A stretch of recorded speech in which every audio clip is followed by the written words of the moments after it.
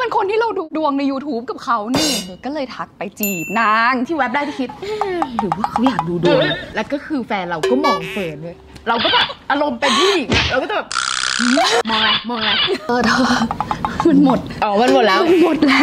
ขออีกขวดได้ปะคะนกมันไม่ตามเข้ามาวะคือนกหน้าเสียหน้าแบบหน้าถอดสีแล้วอะนกเข้ามาสิ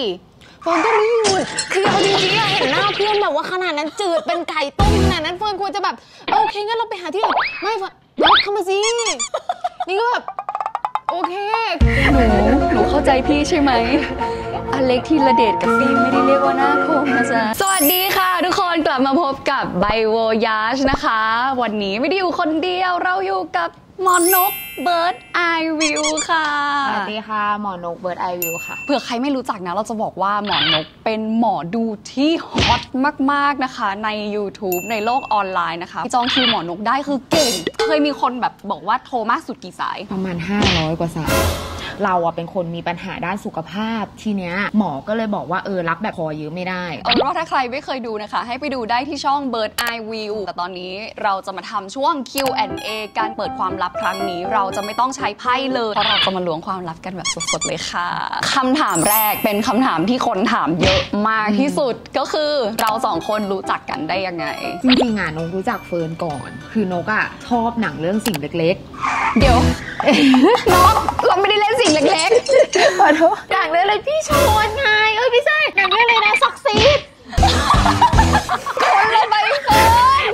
เป็นหมอดูหรือเป็นตลกคะงงมากเล่นมุกตั้งแต่คำถามแรกสิ่งที่จำได้คือวันนั้นเจอเฟิร์นที่โรงหนังเราเดินแบบไปกับแฟนก็เดินสวนปุ๊บคือผู้หญิงสวยไงแล้วก็คือแฟนเราก็มองเฟิร์นเลยแล้วคือแบบเราก็แบบอารมณ์เป็นผู้หญิงเราก็จะแบบแล้วก็หันไปอีกแฟนด้วยแล้วแบบมองอะไร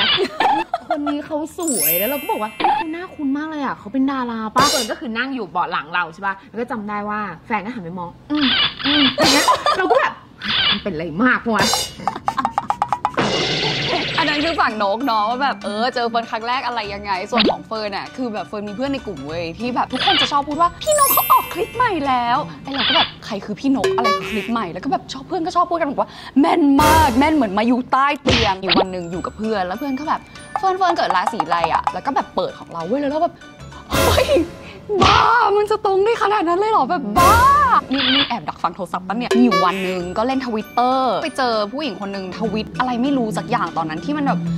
แล้วมันจิ๊กเลื่อนดูไปมาเฮ้ยทำไมชื่อคุ้นจังวะ Bird Eye View นี่มันคนที่เราดูดวงใน YouTube กับเขานี่ก็เลยทักไปจีบนางสวัสดีค่ะคุณนกแค่อยากทักมาบอกว่าชอบช่องคุณนกมากเลยค่ะเป็นกำลังใจให้ทำคลิปดีๆต่อไปนะคะตอนนั้นคือช็อกมากเพราะว่าเหมือนแบบว่าเราไม่เคยคิดไงว่าแบบว่าเฟิร์นจะทักมาหาเราหรือตอนแรกที่แวบได้ที่คิดหรือว่าเขาอยากดูดวงแต่ก็ทักมาก็ไม่ได้ถามเรื่องดูดวงเลยนะแล้วก็ไม่พอชวนไปกินข้าวก่อนมาเจอแล้วแบบเรากินข้าวกับเฟิร์นครั้งแรกแล้วเราก็รู้สึกแบบเฮ้ยผู้หญิงคนนี้คือแบบดูเฟรนลี่มากดูอัธยาศัยดีก็เลยทำให้เราแบบมาเจอเฟิร์นแบบเรื่อยๆเรื่อยๆเลยคำถามที่2นะคะเขาถามว่าเคยดูดวงกับหมอนกไหมเรื่องไหนที่ทักแล้วเกิดขึ้นจริงดูดวงบ่อยไหมครั้งแรกที่ดูเราก็จดทุกอย่างซึ่งตอนแรกที่ดูแล้วจดก็รู้สึกว่าเหรอวะจริงเหรอแล้ววันหนึ่งย้อนกลับไปดูโน้ตตัวเองที่เคยจดไว้แล้วช็อกมากว่าแบบเฮ้ยมันถูกหมดเลยแต่นกก็เคยบอกเฟิร์นว่ามันไม่ได้แม่นแบบนี้กับทุกคนถูกปะใช่ถูกต้องคือนกว่านกไม่ได้ดูได้แม่นกับทุกคนคือแต่ละคนเขามีคนที่ดูแลมีแบบบางคนไหว้ครูบางคนมีสิ่งศักดิ์สิทธิ์ที่คุ้มครองเป็นเจ้ากรรมนายเวรด้วยใช่ไหมใช่ที่อาจจะปิดดวงเอาไว้อะไรเงี้ยก็ใช่ก็เกี่ยวคำถามต่อไปนะคะอันเนี้ยจะต้องถามนกถามว่าจุดเริ่มต้นของการดูดวงของหมอนกเริ่มได้ยังไงและฝึกนานไหมคือมันมีแบบเหตุการณ์ให้เราอกหักไปอยู่ในความสัมพันธ์ที่แบบมันไม่ชัดเจนแล้วเราก็รู้สึกว่าแบบเฮ้ยเราควรจะอยู่ตรงนี้ไหมก็เลยตัดสินใจไปดูดวงไว้เฟิร์นที่ตอนนั้นก็ไม่รู้ด้วยซ้ำว่าดวงเขาไม่ให้ดูบ่อยมากจนกระทั่งแบบเหมือนแบบแต่ละอย่างมันก็ดูเปิดแบบมั่วไปหมดจนกระทั่งพอเรามาเป็นแบบหมอดูเองเราก็เข้าใจว่ามันไม่แปลกเลยเพราะดวงมันช้ำได้พอแบบดูไปเรื่อยๆเราไม่ได้อยากรู้แล้วว่าเขาอยากจะกลับมาไหมแต่มันเหมือนแบบเราชอบการดูไพ่จนกระทั่งแบบเราก็เลยไปลองเรียนคุยกับแม่ว่าแบบแม่หนูอยากเป็นหมอดู YouTube แม่บอกนกมันใช่ปะวะคือแม่ก็แบบ ไปเลยก็โชคดีที่ป้ากับแม่ค่อนข้างที่จะแบบโอเพนพอก็เลยแบบลองดูมีคนที่ถามมาเยอะมากเช่นกันว่าพี่หมอนกคะสเปคพี่หมอนกเนี่ยเป็นยังไงพี่หมอนกมีแฟนหรือยังมีแฟนไหมคะไม่มีคือไม่มีเลยเพราะว่าเราอะปิดเฟิร์นเราไม่สามารถที่จะดาวได้ในเรื่องแบบนี้เมื่อไหร่ที่เรารู้สึกว่าเราดาวการอ่านของเรามันก็จะไม่เที่ยงตรงว่าเมื่อไหร่ที่แบบเราชีวิตเราท็อกซิกหรือชีวิตเราไม่โอเคเราต้องรีบเคลียร์มันออกให้มากที่สุดเท่าที่จะมากได้เป็นการฮีลตัวเองให้ไวที่สุดเพราะเมื่อไหร่ที่เราต้องอ่านเรื่องที่มันท็อกซิกอะทำยังไงให้เขาอะมีกำลังใจในการแบบใช้ชีวิตต่อไปแต่ถ้าถามว่ามันก็ต้องมีสเปคแหละเข้าใจมาตลอดว่าตัวเองอะชอบผู้ชายหน้าคมจนกระทั่งแบบเพื่อนมาเฉลยว่านกหน้าตาแบบนี้มันไม่เรียกว่าคมมันเรียกว่าตีไม่แบบว่าอ๋อเหรอเช่นใครเอาแบบยกตัวอย่างคนที่แบบเป็นดาราหรือนักร้องให้ฟังหน่อยฟิล์มคุณธนภัทรหน้าคมตรงไหนคะอเล็กธีรเดชเราก็จะบอกว่าเขาหน้าคมแต่ว่าแบบหนูเข้าใจพี่ใช่ไหมอเล็กธีรเดชกับฟิล์มไม่ได้เรียกว่าหน้าคมนะจ๊ะข้ามไปคำถามต่อไปดีกว่าพี่มีอารมณ์น้อยใจเพื่อนหรือคนรอบตัวไหมคะคือเราเป็นคนไม่น้อยใจเพื่อนเวลาที่เพื่อนทักมาช่วงมีปัญหาทุกข์หรือปรึกษาแล้วเวลามีความสุขก็จะแบบหายไปอะไรอย่างเงี้ยรู้สึกว่าความสุข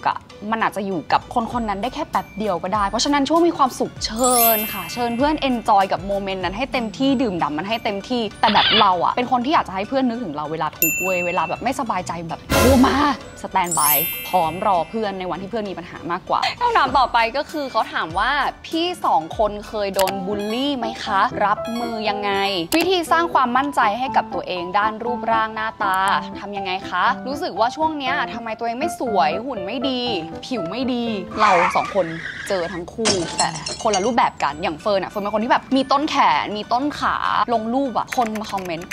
อ้วนอวบขึ้นปะคะซึ่งนกก็โดนเหมือนกันอาจจะโดนจากคนใกล้ตัวมากกว่าเราเป็นคนชอบผิวแทนมากเราเป็นคนชอบแบบตากแดดเพื่อญาติบอกว่านกผิวแบบนี้มันคือสวยเหรอมันด่างนะมันไม่โอเคพูดตรงๆเลยว่าเราห้ามคำพูดคนอื่นหรือความคิดคนอื่นยากเราอยากให้แบบถ้าฉันจะผอมลงฉันจะไม่ผอมลงเพราะฉันโดนคนพูดว่าฉันอ้วนแต่ฉันจะผอมลงเพราะฉันอยากที่จะใส่เสื้อตัวนี้ได้แล้วสวยฉันอยากที่จะมีสุขภาพที่ดีขึ้น you happy กับผิวสีแทนใครจะบอกว่าดำฉันแทนฉันสวยฉันผิวโกลแบบแทนด้วยแล้วทำไมหรอไม่ต้องสนใจที่คนอื่นพูดเอาแค่เราแฮปปี้หรือเปล่ากับสิ่งที่เราเป็นไม่รู้ทำไมแต่เรารู้สึกว่าคนในโซเชียลพร้อมที่จะแบบฟาดยาใส่กันมากคำว่าดารามันไกลตัวเพราะฉะนั้นเฟิร์นว่ามันมีคนที่แบบพร้อมจะใจร้ายใส่คนที่เป็นดาราหรือ Public Figure มากๆด้วยเหตุผลที่ว่ารู้สึกว่าเขาไกลตัวหลายๆคนเขาอ่านคอมเมนต์และเขาเป็นคนธรรมดาคนหนึ่งที่มีหัวจิตหัวใจเสียใจแล้วก็ร้องไห้เป็นเหมือนกันนะคะแล้วสมมุติว่ามันมีสัก2คนอาจจะด่าเราด้วยอคติแต่มันก็จะมีคนที่ช่วยโปรเทคนะแบบคอยชมคอยให้กำลังใจแต่แกเชื่อป่าวว่าสมองคนเรามันไม่โฟกัสกับคำชมหรือคำปลอบใจเหล่านั้นเลยมันจะมีแต่ไอ้คำด่าที่เป็นส่วนน้อยด้วยซ้ำแต่ว่ามันจะวนเวียนอยู่ในหัวแล้วมันจะแบบขยายใหญ่ขึ้นฉันแย่ขนาดนั้นเลยเหรอฉันเป็นคนแบบนั้นเหรอทำไมเขาถึงต้องว่าฉันขนาดนั้นด้วยคำปลอบใจมันไม่มีผลอะไรกับเราเลยเพราะเราแบบไม่พร้อมที่จะรับช่วงนั้นจิตใจเราแบบดาวมากๆเราก็เลยตัดสินใจแบบเรียกสติกลับมาแล้วคุยกับตัวเองเว้ยว่าสิ่งที่คนพูดถึงเรามันคือเรื่องอะไรบ้างสิ่งที่เขาพูดมันจริงไหมถ้ามันเป็นเรื่องจริงเราก็ต้องปรับคือมันไม่ได้แบบว่าเราอยู่ตรงนี้แล้วเราจะถูกเสมอไปคืออารมณ์ของคนที่มาเตือนเราที่มันอาจจะแบบปูตัดออกแล้วเอาแค่สิ่งที่เราควรจะแก้ไขจริงๆมาแก้ไขเพื่อให้เราเป็นคนที่ดีขึ้นแต่ถ้าสิ่งที่เขาพูดมันคืออคติเราไม่จำเป็นต้องสู้กับอคติของคนก็เขาอคติกับเราไปแล้วไม่เป็นไรเรารู้ตัวเองอยู่ว่าแบบเราเป็นยังไงเฮ้ยมันโล่งขึ้นว่ะพอเรามองย้อนกลับไปถึงแบบกำลังใจมันถึงเพิ่งจะมีความหมายกับเราณในวันที่สมองเรามันฟุ้งมันไม่มีที่ว่างในหัวที่จะรับสิ่งดีๆจริงๆเพราะมันมีแต่แบบคำพูดท็อกซิกคำพูดที่แบบแย่ๆอยู่ในหัวเราเต็มไปหมดเลยทางที่ดีที่สุดคือเราจะต้องเคลียร์สิ่งไม่ดีออกจากสมองเราให้ไวที่สุดและนั่นก็คือวิธีจัดการเรื่องของจิตใจเนาะในการที่เอาสิ่งท็อกซิกออกไปเพื่อที่เราจะพร้อมรับสิ่งดีๆเข้ามาจะบอกว่าร่างกายก็ทำงานเหมือนกัน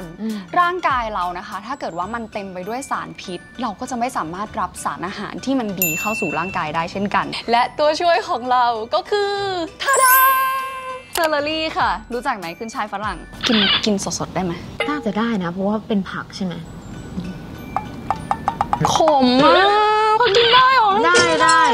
มันเย็นอ่ะเซอร์รี่เนี่ยมันมีประโยชน์มากนะเพราะว่ามันจะช่วยขับสารพิษในร่างกายเราอันนี้คือนกกินได้แต่เฟิร์นกินไม่ได้ค่ะเฟิร์นต้องการตัวช่วยนะคะสกอตเพียวเร่เซอร์รี่ดริงก์นะคะ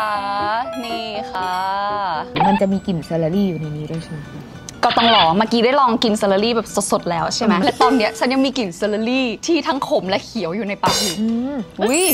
เซอร์รี่นะคะหรือว่าขึ้นช่ายฝรั่งเขาจะช่วยขับล้างสารพิษแล้วก็เคลียร์สารตกค้างในร่างกายให้ร่างกายเราอะพร้อมที่จะรับสิ่งดีๆหรือสารอาหารที่มีประโยชน์เข้ามาใช่ปะขอกินแบบนี้แทนนะคะแบบนั้นเฟิร์นไม่ไหวจริงๆค่ะชน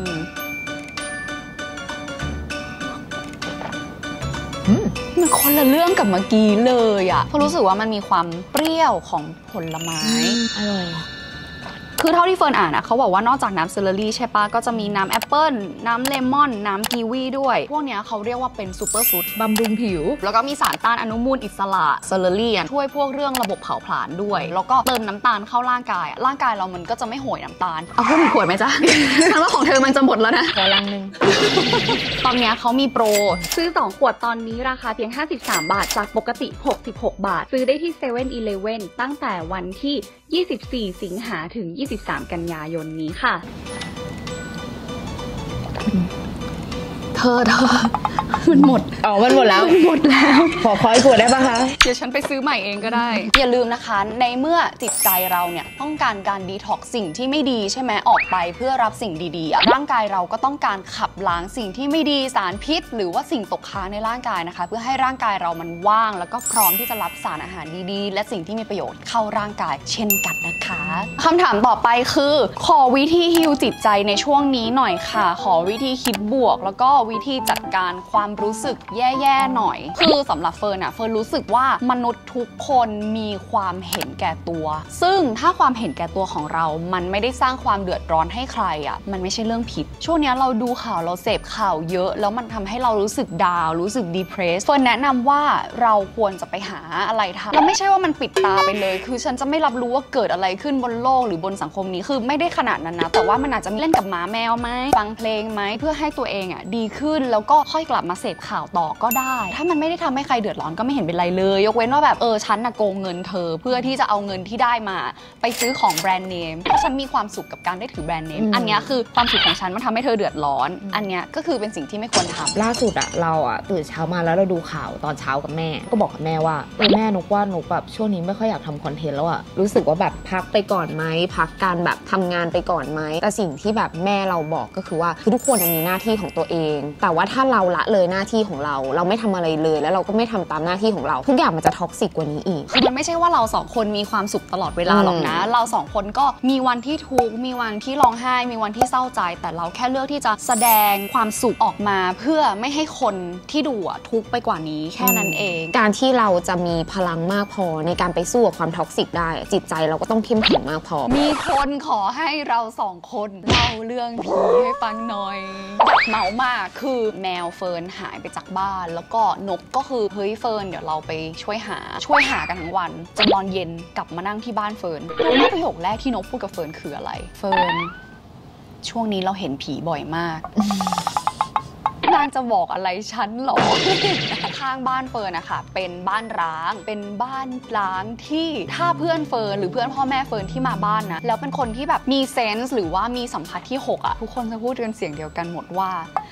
บ้านเนี้ยของแรงว่ะวันนั้นได้เข้าไปที่บ้านล้างนั้นกับนกนะคะแล้วเฟิร์นก็เข้าไปแล้วเฟิร์นก็พูดว่าแบบขออนุญาตนะคะคือเราก็เหมือนแบบ